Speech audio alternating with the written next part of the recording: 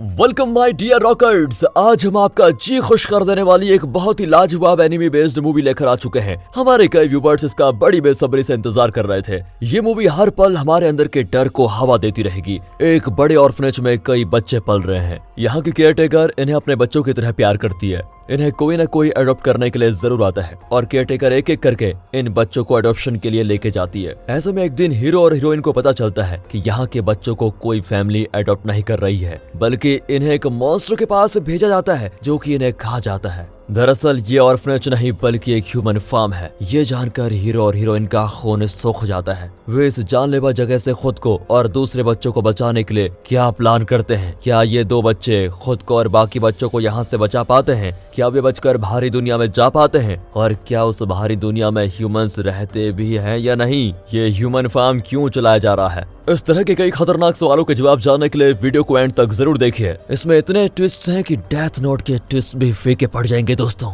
इसकी anime series में 25 से ज्यादा एपिसोड्स हैं और अगर उन सारे ट्विस्ट्स को मिलाकर एक मूवी में रख दिया जाए तब बनती है ऐसी मूवी। तो चलिए देखते हैं 2020 में रिलीज हुई एक सुपर एनिमे बेस्ड मूवी जिसका नाम है द प्रॉमिस्ड नेवरलैंड। अगर दोस्तों आपने इनकी एनिमे सीरीज देखी है तो नीचे कमेंट्स में जरूर बता दीजिएगा कि वो इससे डिफरेंट है कि नहीं। बाकी इस वीडियो का मजा लूटने के लिए चैनल को सब्सक्राइब, बेल आइकन को दबा दीजिए, यूट्यूब का नोटिफिकेशन ऑन रखें, इंस्टाग्राम और फेसबुक पे आप हमें फॉलो कर सकते हैं। अब चलते हैं मूवी के अंदर। मूवी की शुरुआत में एक बड़े ऑर्फनेज में एमा नाम की लड़की को दिखाते हैं। यही कहानी की हीरोइन है। वो बाकी बच्चों को जगाकर उन्हें रिफ्रेश करवाती है और मजे से सबको खिलाती भी है। इस ऑर्फनेज में 16 साल से कम उम्र के बच्चे रहते हैं। 16 की उम्र हो जाए तो वे ऑर्फनेज से बाहर जाकर अपनी मर्जी की लाइफ जी सकते हैं। और यह है इस ऑर्फनेज की केयरटेकर जिसे बच्चे मामा कहते हैं। वो इन्हें इतना प्यार देती है कि बच्चों को कभी फील ही नहीं होता कि वे अनाथ हैं। इन बच्चों को उसने इतनी अच्छी शिक्षा और ट्रेनिंग दे रखी है कि एक से बढ़कर एक इंटेलिजेंट यहाँ पर मौजूद है। आज इन्हें कोई टेस्ट दिया गया है।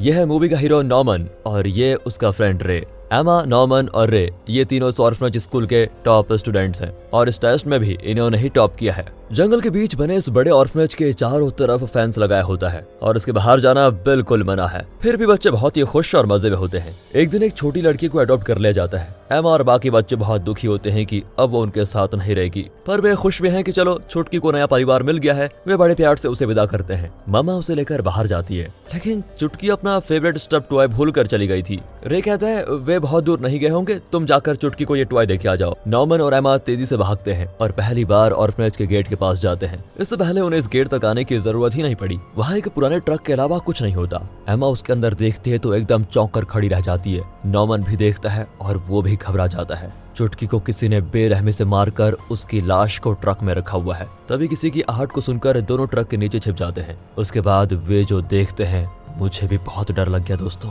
और अगर आपको भी लगेगा तो इस वीडियो को लाइक जरूर कर दीजिएगा और अगर नहीं लगा तो अपनी पीठ थपथपाइएगा। तो ये दो खतरनाक और डरावने मॉन्स्टर्स वहां पर आते हैं और चुटकी की लाश को उठाकर कहते हैं ह्यूमन बच्चों का मांस बड़ा टेस्टी होता है, आज तो मजा ही आ जाएगा। तभी मामा वहां पर आती है। एक मॉन्स्टर कहता है कि तुम कई दिनों से एवरेज स्टूडेंट्स को ही भेज रही हो, वे उतने टेस्टी नहीं होते, जल्द से जल्द टॉपर्स को भेजो, उनके ब्रेन्स बड़े टेस्टी होंगे। ये सुनकर नॉर्मन और एमा फ्रीज हो जाते हैं कि यहाँ चल क्या रहा है। यानी कि ये मामा इन मॉन्स्टर्स के लिए काम करती है। इन्हें अब चाहिए इंटेलिजेंट बच्चों का मांस, इसलिए मामा बच्चों को इतनी ट्रेनिंग दे रही है ताकि वो इंटेलिजेंट हो जाए। एक मॉन्स्टर को ट्रक के नीचे से इन दोनों की अजीब बू आती है तो वो झट से गाड़ी के नीचे देखता है, पर नॉर्मन और एमा बचकर वहां से निकल चुके होते हैं। लेकिन वे चुटकी का जो स्टफ्ड टॉय लाए थे उसे वहीं छोड़कर चले जाते हैं। नॉर्मन और एमा जान बचाकर वापस से भागते हैं। एमा को अपनी आंखों और कानों पर यकीन ही नहीं होता कि ये सब सच में है या फिर उसने बुरा सपना देखा। वो बहुत ज्यादा डरी भी होती है। नॉर्मन उसे हिम्मत देता है कि देखो हम दोनों कैसे भी करके यहाँ से बच निकलेंगे, पर एमा कहती है सिर्फ हम नहीं, यहाँ के सारे बच्चे हमारी फैमिली है, उन्हें भी बचाना होगा। नॉर्मन कहता है ठीक है तुम डरो मत, हम वैसा ही करेंगे। दोनों वापस ऑर्फनेज पहुंच जाते हैं। रे पूछता है कि क्या हुआ, लेकिन दोनों उसे कुछ नहीं बताते। अगली सुबह एमा उठती है तो मामा बड़े प्यार से बात करती है, लेकिन उसकी असलियत जानने के बाद एमा डर के मारे उसका मुंह भी नहीं देखना चाहती। नॉर्मन कहता है जैसे फार्म वगैरह में भेड़ बकरियां या मुर्गा मुर्गियों को पाला जाता है और जरूरत पड़ने पर उन्हें काटकर हम ह्यूमंस खा जाते हैं, उसी तरह हमें भी मॉन्स्टर्स के लिए पाला जा रहा है। उन्हीं की तरह हमारे गले में भी आइडेंटिफिकेशन के लिए ये नंबर छापा गया है। मामा हमें पालकर मॉन्स्टर्स को देती है। अब दोनों फैंस को क्रॉस करके जाते हैं तो एक बहुत बड़ी और मोटी दीवार खड़ी होती है। एमा कहती है हमें एक रोप मिल जाए तो हम उस तरफ जा सकते हैं, पर अगर सबको बचाना है तो एकदम फुल प्रूफ प्लान बनाना होगा। वे वापस आते हैं तो एक लड़की मामा को बताती है मेरा फ्रेंड कहीं खो गया है। मामा उसे शांत करके अपनी एक वॉच खोलती है और सीधे जंगल की ओर जाकर उस लड़के को उठा लाती है। इससे ये दोनों समझ पाते हैं कि मामा के पास हर बच्चे को ट्रैक करने का ट्रैकर है, जिससे वो हर पल इनकी लोकेशन को देख सकती है। मतलब हर बच्चे के अंदर एक ट्रैकिंग डिवाइस है जो शायद हमारे कान के अंदर रखा गया है। अब एक दिन नॉर्मन और एमा जंगल में बैठकर प्लानिंग कर रहे होते हैं। तभी रे आकर पूछता है कि उस रात हुआ क्या था, सच बताओ, उस दिन से तुम दोनों बहुत ही अजीब बिहेव कर रहे हो। फिर दोनों उसे ए से जेड तक सब कुछ बता देते हैं। रे तो एकदम से शॉक्ड हो जाता है, लेकिन उसे अपने फ्रेंड्स की बातों पर पूरा विश्वास नहीं होता। वो सोचता है कि मजाक कर रहे होंगे, लेकिन वो ये भी कहता है कि अगर तुम सच कह रहे हो तो सभी को बचाना बहुत ही मुश्किल है, क्यों ना हम सिर्फ 3 ही बच निकले। एमा उसे समझाती है कि बाकी बच्चे भी हमारी फैमिली हैं। फिर वो भी मान जाता है। अब वे ऑर्फनेज की लाइब्रेरी में जाकर कई बुक्स पढ़ते हैं ताकि दुश्मन यानी मॉन्स्टर्स के बारे में पूरी जानकारी पा सके। रे बताता है कि ये मॉन्स्टर्स हमारे ब्रेन खाते हैं और बच्चा जितना ज्यादा इंटेलिजेंट हो उतना ही टेस्टी उसका ब्रेन भी होता है। इसलिए मामा हमें इतनी ट्रेनिंग दे रही है। 16 की कम उम्र के बच्चों को टेस्ट दिया जाता है और उनके मार्क्स के हिसाब से ही उन्हें असेंडिंग ऑर्डर में मॉन्स्टर्स के पास भेजा जाता है। पर 16 साल के बाद बड़े बच्चों को बिना किसी टेस्ट के मॉन्स्टर्स के पास भेजा जाता है, क्योंकि तब वे पूरी बॉडी को खा जाते हैं। अब अगले दिन दिखाते हैं तो ममा अपने लिए मारिया नाम की असिस्टेंट लेकर आती है। अब इससे पहले कि अगले बच्चे की बारी आए, इन्हें सबको बचाना होगा। दरअसल उस रात गाड़ी के नीचे पड़ा हुआ टॉय देखकर ममा को भनक लग गई थी कि ये बच्चे बचने की कोशिश कर रहे हैं, पर ममा कहती है इससे पहले वे बच निकले मैं उन्हें मॉन्स्टर्स के पास भेज दूंगी, तुम किसी को कुछ मत बताना। अगले दिन से नॉर्मन और एमा सभी बच्चों को फास्ट भगाने और बिना फुटप्रिंट्स छोड़कर घास पर चलने की ट्रेनिंग देने लगते हैं। वे खेल ही खेल में ये सब सिखाते हैं ताकि ममा को इन पर कोई शक न हो। तब नॉर्मन बताता है कि ममा को शायद हम पर शक हो गया है, इसलिए वे हम पर अब नजर रखने के लिए मारिया को लेकर आ गई हैं। लेकिन वो दोनों हम पर ध्यान ही नहीं दे रही।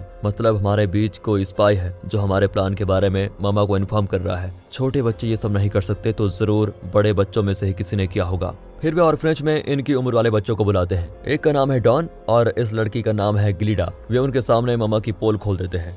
सच सुनकर दोनों चौंक जाते हैं कि ये तुम क्या कह रहे हो। अब नॉर्मन को पता लगाना है कि इनमें से स्पाई कौन है। वो रे को बताता है कि मैंने डॉन से ये कहा कि दीवार पर चढ़ने के लिए मैंने एक रस्सी को अपने बेड के नीचे छुपा के रखा हुआ है, और मैंने ग्लिडा को बताया कि मैंने रस्सी बाथरूम में छुपा कर रखी हुई है। अब जो रस्सी गायब होगी उससे पता लग जाएगा कि डॉन स्पाई है या फिर ग्लिडा। इस तरह नॉर्मन अलग ही लेवल पे सोच रहा होता है। यहाँ मामा के डोर के नीचे कोई चिट खिसा कर चला जाता है। उसमें लिखा है कि नॉर्मन के बेड के नीचे रोप है। वो जाकर नॉर्मन के बेड के नीचे से रस्सी उठा लेती है। यहाँ दोस्तों आप समझ गए होंगे कि डॉन ही स्पाई है, क्योंकि उसे नॉर्मन ने बताया था कि मेरे बेड के नीचे रस्सी है। अब अगले दिन नॉर्मन एक शॉकिंग बात रिवील करता है। वो कहता है कि रे ही स्पाई है। ये सुनकर एमा चौंक जाती है। अब नॉर्मन एक्सप्लेन करता है कि दरअसल मैंने 3 ट्रैप सेट किए थे, एक डॉन के लिए, दूसरा उस ग्लिडा के लिए और तीसरा रे के लिए। अब हुआ यह था कि कल रात नॉर्मन ने डॉन को कहीं और रखी हुई रस्सी के बारे में बताया था, न कि अपने बेड के नीचे की रस्सी के बारे में। मतलब सिर्फ रे को पता था कि नॉर्मन के बेड के नीचे रस्सी है। मतलब रे ही वो स्पाई है जिसने मामा को रोप के बारे में चिट दिया। एमा को शौक पे शौक लगता है। वो रे से पूछती है कि तुमने ऐसा क्यों किया, क्या तुम बचना नहीं चाहते। अब रे रिवील करता है कि 7 साल की उम्र में ही मुझे पता चल चुका था कि इस ऑर्फनेज में क्या हो रहा है। तब मैंने मामा से एक डील कर ली कि मैं उनका स्पाई बनकर काम करूंगा और वो बदले में मुझे बाहर से कुछ चीजें ला कर देंगी। वो भी डील के लिए मान गई। अगर दोस्तों आपसे यही ट्विस्ट हजम नहीं हो रहा है तो आगे जो आने वाला है उसका क्या कहेंगे, कमेंट्स में बताना, ठीक है दोस्तों। अब नॉर्मन कहता है कि हम तीनों ने मिलकर एक तगड़ी रस्सी बनाई थी जो कि असली रस्सी है। तुमने मामा को उस रस्सी के बारे में क्यों नहीं बताया? क्या तुम मामा को धोखा दे रहे हो या फिर क्या तुम हमारे जरिए अपने किसी और ही प्लान को अंजाम दे रहे हो? यहाँ रे एक और बड़ी बात रिवील करता है कि हाँ, मैंने तुम लोगों को भी यूज किया। 7 साल की उम्र में मुझे पता चल गया था कि अगर मैंने बचने की कोशिश की तो मारा जाऊंगा। इसलिए इतने साल मैं किसी तरह बच निकलने की प्लानिंग करता रहा। मैं अकेला कुछ नहीं कर सकता था, इसलिए मैंने जानबूझकर चुटकी का टॉय निकाल कर टेबल पर रख दिया ताकि तुम दोनों उसे देखो और उसे चुटकी को देने के लिए बाहर जाओ। मैं चाहता था कि तुम लोग भी सच को देखो ताकि हमारे शरीर में फिक्स किए हुए ट्रैकर को निकालने के लिए कुछ चीजें मंगवा पाऊं। ये सुनकर नॉर्मन और एमा के हाथ पैर कांपने लगते हैं कि तू कौन है रे भैया जो 7 साल की उम्र में इतनी आगे की सोच पाया। वाह। वो कहते हैं कि अब तुझे अकेला कुछ करने की जरूरत नहीं पड़ेगी, हम सब मिलकर काम करेंगे और सब कुछ अच्छा हो जाएगा। इसी बीच रे को वो आखिरी इक्विपमेंट भी मिल जाता है जिसके जरिए इनकी बॉडी से वो ट्रैकिंग डिवाइस निकाला जा सकता है। अब नॉर्मन, एमा, रे, डॉन और ग्लिडा पांचों अपना प्लान डिस्कस कर रहे होते हैं। तभी वहाँ पर मारी आ जाती है और उनसे इनकी बातें सुन लेती है। ये सभी लोग घबरा जाते हैं कि कहीं इसने कुछ ज्यादा तो नहीं सुन लिया, पर वो कहती है कि मेरे गले में भी एक नंबर स्टैंप है, मैं भी आप लोगों की तरह यहाँ फंसी हुई हूँ। यहाँ से निकलने में मैं तुम्हारी हेल्प करूंगी। मैं जल्द से जल्द मामा को हटाकर इस जगह की केयर टेकर बनना चाहती हूँ। अगर तुम्हें बचने का रास्ता चाहिए तो मेरे कमरे में आ जाओ, मैं बताऊंगी। पांचों उसके कमरे में जाते हैं। तब वो पूरी बात बताती है कि कई 100 साल पहले ह्यूमंस और मॉन्स्टर्स के बीच लगातार युद्ध होता रहा। इस अंतहीन युद्ध से तंग आकर ह्यूमंस और मॉन्स्टर्स ने एक समझौता किया। उसके अनुसार धरती के आधे ह्यूमंस को मॉन्स्टर्स के पास सौंपकर बाकी आधे ह्यूमंस धरती के एक हिस्से में खुश रहेंगे। मॉन्स्टर्स उन्हें परेशान नहीं करेंगे। जिन ह्यूमंस को मॉन्स्टर्स के हवाले किया गया था उनसे मॉन्स्टर्स ने ऐसे फार्म चालू कर दिए जहां ह्यूमंस को पाल पोस कर बड़ा और इंटेलिजेंट बनाया जाता है और भूख लगने पर मॉन्स्टर्स इन फार्म के ह्यूमंस को खा लेते हैं। उस समय ह्यूमंस भी इस शर्त को मान गए थे। उसके बाद ऑर्फनेज के नाम पर ऐसे कई ह्यूमंस फार्म शुरू किए गए और अब अगर तुम लोग यहाँ से बचना चाहते हो तो तुम्हारी बॉडी का वो ट्रैकिंग डिवाइस बाहर निकालना होगा। ये पांचों पहले से ये बात जानते थे, इसलिए वे उसकी इस बात को इग्नोर करके चले जाते हैं। अब मारिया को शक होता है कि इतनी इंपॉर्टेंट बात को ये लोग इग्नोर करके क्यों जा रहे हैं। अच्छा, मतलब तुम सभी ट्रैकर के बारे में जान चुके हो तो तुमने उसको निकालने का डिवाइस भी बना लिया होगा। पर ये बच्चे उसकी ओवर एक्टिंग का कोई रिएक्शन नहीं देते और बाहर निकल जाते हैं। दरअसल मारिया के दिमाग में अलग ही मसाला चल रहा है। वो किसी तरह इन बच्चों को यहाँ से भगाकर मामा पर इल्जाम लगाना चाहती है कि वो अपना काम ठीक से नहीं कर रही और फिर वो खुद इस ह्यूमन फार्म की इंचार्ज बनकर राज करना चाहती है। लेकिन अब वो अपना प्लान चेंज करती है। वो रे का बनाया हुआ डिवाइस चुराकर हेडक्वार्टर्स को भेजना चाहती है जिससे मामा की बदनामी हो, क्योंकि उसने बच्चों को ऐसा डिवाइस बनाने दिया। इस तरह मामा को निकाल दिया जाएगा और मारिया केयर टेकर बन जाएगी। उसी रात रे मामा को बता देता है कि मारिया आपको हटाकर खुद इस जगह की इंचार्ज बनना चाहती है। इस बात से बेखबर मारिया बच्चों की गैर मौजूदगी में उनके कमरे को छान मारती है कि कहीं वो डिवाइस मिल जाएगा। आखिर उसे वो डिवाइस भी मिल जाता है। पर तभी मामा वहां आकर मारिया को उसका टर्मिनेशन लेटर देती है जो कि हेडक्वार्टर से आया है। तुम्हें अभी यहाँ से बाहर जाना होगा, ये कहकर मामा चिल्ला जाती है और इस तरह बच्चे बच जाते हैं। जाने से पहले मारिया नॉर्मन की टेबल ड्रॉर में एक पेन रखती है और सोचती है कि मेरा काम तो नहीं हो पाया, तुम लोग तो बच निकलो। फिर वो बाहर निकलती है तो हेडक्वार्टर के इंचार्ज एक मॉन्स्टर को साथ लेकर आई होती है। मारिया उसे बताती है कि बच्चे यहाँ से भागने का प्लान बना रहे हैं। उन्होंने ट्रैकर को निकालने वाला एक डिवाइस भी बना लिया है। पर इंचार्ज कहती है कि मामा एक काबिल औरत है, अब तुम्हारी जरूरत ही नहीं है। ये कहकर वो मारिया को मॉन्स्टर को सौंप देती है जो उसे खा जाता है। अगले दिन नॉर्मन और एमा दीवार पर चढ़ने की कोशिश करते हैं।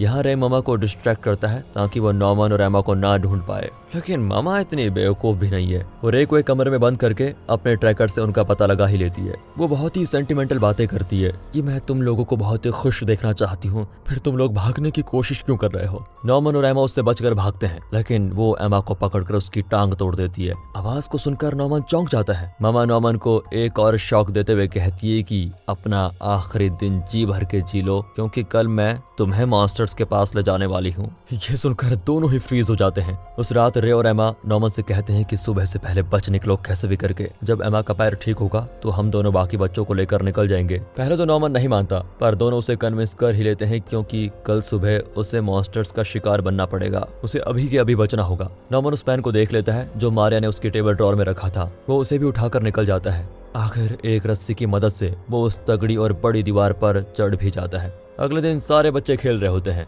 तब मामा नॉर्मन को लेने आती है, पर उसे ना पाकर वो अपना ट्रैकिंग डिवाइस चेक करती है और स्माइल करती है। दरअसल नॉर्मन बचकर निकलने के बजाय लौट कर आ रहा होता है। एमा और रे उसको डांटते हैं कि तुम वापस क्यों आ गए। नॉर्मन बताता है कि उस दीवार के तरफ एक बहुत ही गहरी खाई है, उसे पार नहीं किया जा सकता। ऊपर से हमारे ऑर्फनेज के पास और भी कुछ ऑर्फनेज बिल्डिंग्स हैं। इन सभी ऑर्फनेजेस को एक दीवार अलग करती है। ऑर्फनेजेस से बच निकलने का एक ही रास्ता है, वो एक ब्रिज है जो हेडक्वार्टर से गुजरता है। ये सब कुछ मैं तुम दोनों को बताना चाहता था, वरना तुम लोग बच्चों को लेकर कैसे बचते, इसलिए मैं लौट आया। इतने सारे बच्चों की जान चली जाए, इससे अच्छा तो यही होगा कि मुझ अकेले की जान जाए। एमा और रे बहुत रोते हैं। एमा मानना ही नहीं चाहती कि नॉर्मन मरने वाला है, पर नॉर्मन बहुत ही खुश होता है कि वो अपनी जान देकर इतने सारे बच्चों की जान बचा रहा है। वो बड़े प्यार से सबको अलविदा कहकर मामा के साथ जाता है। गेट के पास एक बड़ा मॉन्स्टर वेट कर रहा होता है। वो अपने साथ नॉर्मन को उठाकर लेकर जाता है। नॉर्मन के ना होने से एमा और रे एकदम से अकेले पड़ जाते हैं। उन्हें यहाँ से बचने का ख्याल भी नहीं आता। वे अब बात भी नहीं करते और चुपचाप बैठे रहते हैं। इनकी हालत देखकर ममा बहुत ही खुश होती है और इन्हें चिढ़ा कर चली जाती है। इसी तरह 2 महीने निकल जाते हैं और रे का 16वां बर्थडे आता है, यानी अब रे को मॉन्स्टर्स का शिकार बना दिया जाएगा। आधी रात को एमा उठकर एक कमरे में जाती है जहाँ रे कुछ पढ़ रहा होता है। अब रिवील होता है कि ये दोनों इसलिए बात नहीं कर रहे थे ताकि मामा को विश्वास हो जाए कि ये लोग बचने की उम्मीद खो चुके हैं। दरअसल इनकी प्लानिंग फुल स्पीड में चल रही होती है। एमा कहती है मामा मुझ पर नजर रखते देखती रहती है, पर वो नहीं जानती कि मैंने डॉन और ग्लिडा को बच्चों को ट्रेन करने का काम दे दिया है। वे बच्चों को फास्ट भगाने, रोप पर चढ़ने वगैरह की ट्रेनिंग दे चुके हैं। हम सभी कल दोपहर को बच निकलेंगे। रे कहता है कल नहीं, एक काम करो, तुम सभी आज ही बच निकलो। ये कहकर वो फ्यूल कैंस का एक बॉक्स निकालता है। वो कहता है कि अब मैं इस ऑर्फनेज को और खुद को जलाने जा रहा हूँ। मौके का फायदा उठाकर तुम सब यहाँ से आराम से बच निकलो। एमा शॉक हो जाती है कि ये तुम क्या कर रहे हो, पर वो हर तरफ फ्यूल फेंककर खुद पर भी डाल देता है। फिर माचिस की तीली जलाकर उसे नीचे गिरते हुए फ्यूल पर फेंकता है। अगले सीन में वो जगह जलने लग जाती है। एमा घबराकर बहुत रोती है कि ये क्या हुआ मेरी आंखों के सामने। इतने में ममा आकर देखती है और उसे टेंशन हो जाती है। वो किसी भी हाल में रे को बचाना चाहती है क्योंकि उसे रे को मॉन्स्टर्स के पास भेजना है। वो ट्रैकिंग डिवाइस में देखती है तो रे का लोकेशन आग के अंदर दिखा रहा होता है। फिर वो एमा से कहती है तुम बाकी बच्चों को लेकर बाहर जाओ, मैं आग बुझाती हूँ। एमा भी वैसा ही करती है। आग बुझाते हुए ममा को ख्याल आता है कि सारे बच्चे सोने के वक्त शूज क्यों पहने हुए थे। वो घबरा कर मुड़ती है तो वहाँ ना तो एमा होती है और ना ही बच्चे होते हैं। ममा तुरंत उन्हें ढूंढने निकलती है और यहाँ एमा बच्चों को लेकर जंगल में आ चुकी है, पर वहाँ रे खड़ा है। अरे ये मरा नहीं क्या? अब फ्लैशबैक में दिखाते हैं एक बढ़िया सा ट्विस्ट। दरअसल रे ने जलती हुई तीली पहले फेंकी थी, पर जमीन पर गिरने से पहले एमा ने उसे पकड़ लिया था। वो रे को बताती है कि नॉर्मन ने तुम्हारे कमरे में फ्यूल कैंस देख लिए थे। वो जान गया था कि तुम खुद की बलि चढ़ाकर दूसरे बच्चों को बचाने का प्लान बना रहे हो। मरने से पहले नॉर्मन ने एक लेटर में डिटेल्ड प्लान लिखकर मेरे कमरे में छोड़ दिया था, इसलिए मैं जैसा कहती हूँ वैसा करते जाओ। लेकिन एक और चीज, रे की लोकेशन आग के अंदर क्यों दिखाई दे रही थी? असल में रे ने कान के अंदर से ट्रैकर निकालने के लिए जो डिवाइस बनाया था उसके जरिए इन्होंने सारे बच्चों के ट्रैकर्स निकाल दिए थे, इसीलिए सारे बच्चों के कानों में बैंडेज लगा हुआ था। एमा ने पक्का प्लान करके वहाँ ऐसी सेटिंग की थी कि रे जल जाए और उसी जगह पर रे का ट्रैकर भी फेंक दिया था और इस तरह बनाया इन्होंने ममा को उल्लू। बाकी बच्चे यहाँ रस्सी की मदद से तेजी से दीवार पर चढ़ रहे होते हैं। यहाँ ममा हेडक्वार्टर को वॉकी टॉकी पर इन्फॉर्म कर देती है कि बच्चे स्केप हो रहे हैं, उन्हें ब्रिज पर ब्लॉक करो। इतने में हेडक्वार्टर्स का सायरन बजने लगता है, मतलब उन्हें पता चल चुका है। रे घबरा जाता है कि अब कैसे बचेंगे। तभी एमा नॉर्मन का लेटर निकालकर फिर देखती है। यहाँ नॉर्मन ने एक और ट्विस्ट दे रखा है। जब वो पहली बार उस दीवार पर चढ़ा तो उसने देखा कि उस तरफ बड़ी खाई है, पर उसने ये भी पता लगाया कि एक तरफ दीवार और खाई के दूसरी तरफ की चट्टान का डिस्टेंस बहुत कम पड़ता है और बच्चे आसानी से एक हैंगर की मदद से उस पर आ जा पाएंगे। उसने पूरी मेजरमेंट के साथ एक ड्राइंग भी उस लेटर में बनाई होती है। अब बच्चे एक एक करके बिना डरे हैंगर पकड़कर उस तरफ चले जाते हैं। रे हैरान भी होता है और खुश भी कि ये बच्चे इतने निडर होकर इतनी बड़ी खाई के ऊपर से कैसे कूद रहे हैं। इनकी ट्रेनिंग बेकार नहीं गई, मतलब सब उस पार हो जाते हैं। एमा निकलने वाली होती है कि ममा दीवार पर चढ़कर आ जाती है। वो कहती है तुम लोग मत जाओ, तुम लोग उस पार चले भी गए तो सर्वाइव नहीं कर पाओगे। ऑर्फनेज ही तुम्हारे लिए सबसे बढ़िया सेफ जगह है। अब वो अपना फ्लैशबैक बताती है। कई साल पहले मामा एक लड़के से प्यार करती थी और वो प्रेग्नेंट हो गई थी, पर इस ऑर्फनेज के लोगों ने उसके लवर को पकड़कर मॉन्स्टर्स के हवाले कर दिया। उसके बाद मामा यहाँ नहीं रहना चाहती थी और बचने के इरादे से इस दीवार पर चढ़ी। तब उसे ख्याल आया कि इस दीवार के उस पार ह्यूमंस रहते भी हैं या नहीं ये तो मैं नहीं जानती। अगर वो जगह इससे भी बुरी निकली तो मैं क्या करूंगी? उससे अच्छा तो यही होगा कि मैं यहीं रहकर इस ह्यूमन फार्म में नौकरी कर लेती हूँ। वो आगे बताती है कि ये सोचकर मैंने वापस ऑर्फनेज में जाना ही सही समझा और कुछ साल बाद केयरटेकर की नौकरी कर ली। मेरा एक बच्चा भी हुआ, पर इन लोगों ने उससे भी मुझसे छीन लिया। यहाँ पता चलता है कि मामा एक बहुत ही अच्छी औरत है, पर उसके हालात ने उसको ये सब करने पर मजबूर कर दिया। मामा रस्सी काटने वाली होती है, पर एमा कहती है मुझे पता है आप ऐसा नहीं करेंगी, क्योंकि आप भले मॉन्स्टर्स की भूख मिटाने के लिए बच्चों को उनके हवाले करती हैं, पर फिर भी आप हम सभी से बहुत प्यार करती हैं, बिल्कुल अपने बच्चों की तरह। मुझे पूरा विश्वास है कि आप हम सबको बचाना चाहती हैं। Goodbye. ये कहकर एमा हैंगर पकड़कर उस पार चली जाती है और जैसा उसने कहा था मामा को रस्सी काटने का मन नहीं करता। सारे बच्चे वहाँ से आगे बढ़ते हैं। यहाँ मामा खुश होती है और कहती है तुम सब खुश रहो और अपना ख्याल रखो। और अब फ्लैशबैक में दिखाते हैं कि 7 साल की उम्र में रे अपने मन से कोई गाना गा रहा था। उस गाने को सुनकर मामा दंग रह गई, क्योंकि ये उसका फैमिली सॉन्ग था जो कोई और नहीं जानता था। उसने रे से पूछा कि तुम्हें ये गाना किसने सिखाया? तब रे ने कहा जब मैं छोटा था तो मेरी माँ ये गाना गाती थी। मैंने उनका चेहरा भी नहीं देखा, पर मुझे ये गाना अच्छे से याद है। ये सुनकर मामा को बड़ा अजीब लगता है, क्योंकि जब उसका बच्चा पेट में था तो तब वो उसे ये गाना सुनाया करती थी। वो समझ गई कि रे मेरा ही बेटा है, लेकिन उसने ये बात किसी को नहीं बताई। और प्रेजेंट में मामा हेडक्वार्टर्स में बता देती है कि मैंने उन बच्चों को बचाने में मदद की, इस वजह से उससे भी मॉन्स्टर्स के हवाले कर दिया जाता है और वो मर जाती है। ये बच्चे जंगल में दिशाहीन घूम रहे होते हैं, उनकी समझ में नहीं आता कि कहाँ जाना है। तभी एमा वो पेन खोलती है जो मारिया ने नॉर्मन के कमरे में रखा था। नॉर्मन ने उसे एमा को दे दिया था। उस पेन के अंदर से एक होलोग्राम निकलता है जो इन्हें ठीक डायरेक्शन में लेके जाता है। फिर उस होलोग्राम को फॉलो करते हुए ये एक खूबसूरत जगह पर पहुंचते हैं। बाकी दोस्तों आप हमारे दूसरे चैनल को भी सपोर्ट करें, उसे सब्सक्राइब करें। हम वहाँ पर मूवी रिव्यूज डालते हैं बिल्कुल लेटेस्ट। ये बात मैं इसलिए कह रहा हूँ क्योंकि यहाँ पर ये मूवी हो जाती है खत्म। बाकी हमें उम्मीद है कि इतने सारे ट्विस्ट और टर्न वाली मूवी देखकर आपने खूब एंजॉय किया होगा। वैसे द प्रॉमिस्ड नेवरलैंड की एनिमे सीरीज का सीजन 2 आ चुका है। अगर मूवी का भी पार्ट 2 बना तो उसे हम आपके लिए जरूर एक्सप्लेन करेंगे। और अगर ये वीडियो अच्छी लगी हो, स्टोरी अच्छी लगी हो, एक्सप्लेनेशन अच्छा लगा हो, ज्यादा से ज्यादा शेयर एंड सब्सक्राइब कीजिए। मिलते हैं अगली वीडियो में, तब तक के लिए गुड बाय। अपना ख्याल रखिए, सबसे पहले ये जरूरी है। मिलते हैं अगली वीडियो में, ध्यान रखिए अपना।